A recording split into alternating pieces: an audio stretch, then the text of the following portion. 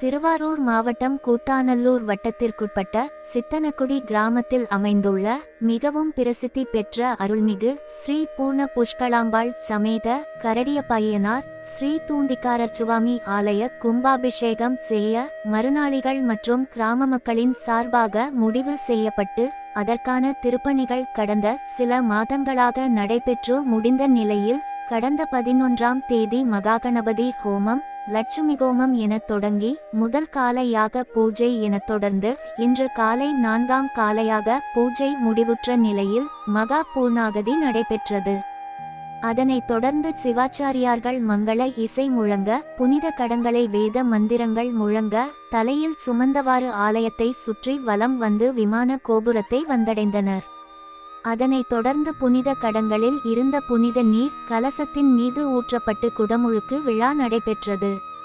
அதனைத் தொடர்ந்து புனித நீரானது பக்தர்கள் மீது ட்ரோன் மூலம் தெளிக்கப்பட்டது. மேலும் கரடியப்ப ஐயனார் மற்றும் தூண்டிக்காரர் சுவாமி சன்னதியில் மூலஸ்தான கும்பாபிஷேகம் நடைபெற்றது. இதில் சுற்றுப்புற பகுதிகளை சேர்ந்த ஏராளமான பக்தர்கள் கலந்து கொண்டு சாமி தரிசனம் செய்தனர்.